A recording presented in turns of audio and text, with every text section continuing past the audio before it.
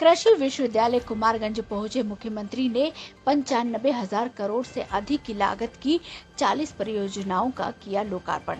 नमस्कार, आप देख रहे हैं स्वतंत्र प्रभात समाचार प्रीति शुक्ला के साथ।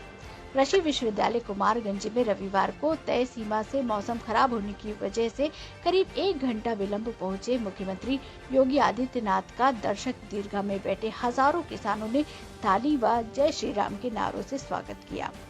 सबसे पहले मुख्यमंत्री योगी आदित्यनाथ ने नरेंद्र उद्यान पहुंचकर आचार्य नरेंद्र देव की प्रतिमा पर पुष्प अर्पित किए। उसके बाद पशु चिकित्सा नैदानिक केंद्र का शुभारंभ किया। तदुपरांत 3 दिवसीय कृषि प्रदर्शनी का शुभारंभ करते हुए विभिन्न कृषि इंस्टॉलों व अन्य इंस्टॉलों का विधिवत अवलोकन किया। इस बीच मुख्यमंत्री द्वारा कई प्रगतिशील पास जिनको जनता नकार चुकी है, वे लोग आज गुमराह करके देश के अंदर माहौल खराब करने का प्रयास करना चाहते हैं। लेकिन भारत की जनता प्रबुद्ध है, जागरूक है। भारत की जनता किसी भी प्रकार के गुमराह में नहीं आएगी। उसकी अटूट निष्ठा और उसके अटूट जो विश्वास है वह प्रधानमंत्री मोदी जी पर है। और आज यही कारण है कि बड़े बड़े किसान सम्मेलन के माध्यम से किसान भाई पूरी तरह प्रधानमंत्री मोदी जी का समर्थन करते हुए दिखाई दे रहा है। भाइयों बहनों, यह गुमराह करके कहना कि कृषि कानून लागू होने के बाद एमएसपी समाप्त हो जाएगा, ये पूरी तरह भ्रामक है। प्रधानमंत्री जी ने बार बार कहा है कि एमएसपी समाप्त नहीं होगा, लेकिन उस सब के बावजूद गुमराह करने का प्रयास हो रहा है। मंडी समितियों को समाप्त करने की तमाम भ्रामक सूचनाएं दी जा रही हैं। कोई भी मंडी समाप्त नहीं होने जा रही है, बल्कि मंडियां भी अपना काम करेंगी। और मंडी के बाहर भी अगर किसान भाई को अपने द्वारा उत्पादित अन्न की कीमत मंडी से ज्यादा दाम मार्केट के बाहर, मंडी से बाहर मिलता है, देश के किसी कोने में मिलता है, तो हमारा अन्नदाता किसान अपनी उपज को वहां ले जाकर के बेच सकता है, उस पर कोई टैक्स नहीं लगेगा। यह अधिकार भी प्रधानमंत्री मोदी जी ने आपको दिया है। भ्रामक प्रचार करने का प्रयास किया जा रहा है कि किसान की खेती पे कब्जा हो जाएगा।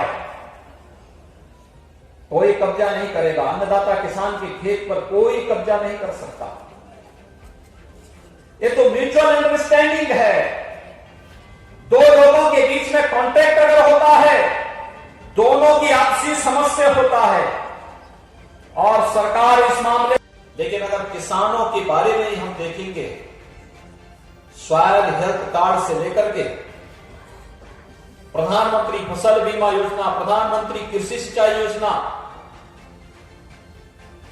वन क्रॉप मोर क्रॉप के साथ, तकनीक के साथ खेती किसानी को जोड़ने, एक एक बूंद पानी की कीमत को समझने, कृषि विज्ञान केंद्रों की एक श्रृंखला खड़ा करने और उसके माध्यम से किसान भाइयों को तकनीक के साथ जोड़ करके उनके खेत की उत्पादन क्षमता को बढ़ाना, लागत को कम करने की तकनीक उन्हें उपलब्ध कराना, ये सभी कार्य तो किए गए। कृषि सिंचाई योजना के माध्यम से वे सभी योजनाएं क्रियान्वित होती हुई दिखाई दी जो वर्षों से, दशकों से लंबित पड़ी हुई थी। ये सभी कार्य पूरी ईमानदारी प्रतिबद्धता के साथ हुआ। और याद करना, स्वामीनाथन आयोग की रिपोर्ट के अनुरूप अन्नदाता किसानों को न्यूनतम समर्थन मूल्य का लाभ भी मिले। यह काम किसी और ने नहीं किया।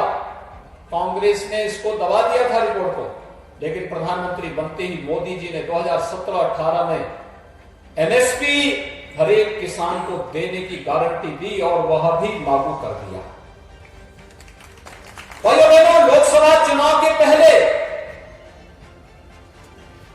जब फरवरी 2019 में प्रधानमंत्री मोदी जी ने किसानों के लिए किसान सम्मान निधि घोषित किया, तो लोग बोलते थे चुनावी सगोफा है, ये चुनावी सगोफा है, ये बागी बाद में वापस ले लिया जाएगा। और अकेले उत्तर प्रदेश में ही अब तक हमारे 2,30,00,000 किसानों को 22,000 करोड़ रुपए से की अधिक राशि किसानों के खाते में प्रधानमंत्री किसान सम्मान निधि के माध्यम से प्राप्त हुआ है। और मान कर सकते हैं, एक किसान जिसको दवा के लिए, बीज के लिए, खाद के लिए 1,000, 2,000, 5,000 रुपए की आवश्यकता साल में पड़ती है, वह साहूकार से लेता है 20%, 24% में ब्याज लेता है।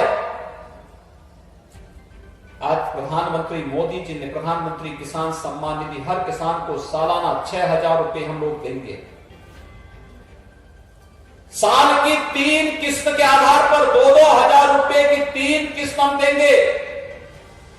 और अभी 25 तारीख को प्रधानमंत्री मोदी जी फिर से देश के 9 करोड़ किसानों को, जिसमें से 2,30,00,000 तो केवल उत्तर प्रदेश के किसान हैं, इन सभी किसानों को प्रधानमंत्री किसान सम्मान निधि की 18,000 करोड़ रुपए एक साथ किसान भाइयों के खातों में देने वाले, सीधे अकाउंट में देने वाले हैं।